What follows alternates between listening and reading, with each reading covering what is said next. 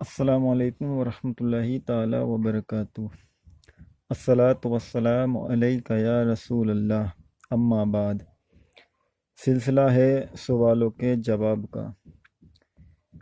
ایک اسلامی بھائی نے سوال یہ کیا ہے کہ بے وضو اسلامی کتابیں یعنی دینی کتابیں چھونا کیسا ہے؟ اور ایک اور بھائی کا اسی کے تعلق سے دوسرا سوال ہے کہ ناپاکی کی حالت میں درود شریف پڑھنا کیسا ہے؟ آئیے ان سوالوں کے جواب کی طرف آتے ہیں۔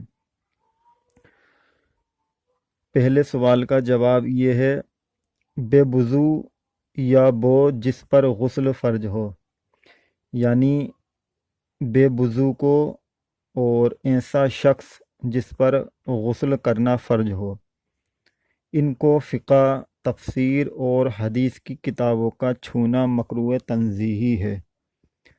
یعنی ایسے شخص کو تفسیر، حدیث یا فقہ کی کتابوں کو چھونا یہ مکروہ تنزیہی ہے، جیسا کہ فتاوی عالمگیری جلد نمبر 1 اور صفحہ نمبر 39 پر لکھا ہوا ہے۔ اور اگر ان کو کسی کپڑے سے چھوا، اگرچہ اس کو پہنے یا اوڑھے ہوئے ہو، تو کوئی مضائقہ نہیں۔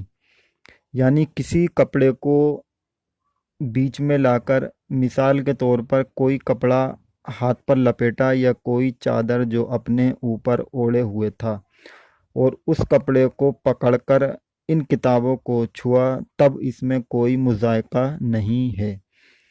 مگر اب یہ اگلی بات شروع ہو رہی ہے، مگر آیت قرآنی یا اس کے ترجمے پر ان کتابوں میں بھی ہاتھ رکھنا حرام ہے۔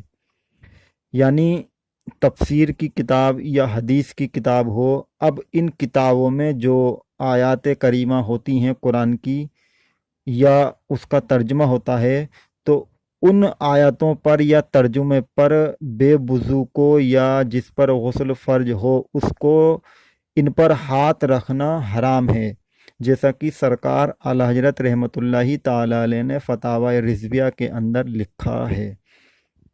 اب ایک اسلامی بھائی کا جو سوال تھا کہ ناپاکی کی حالت میں درود شریف پڑھنا کیسا ہے؟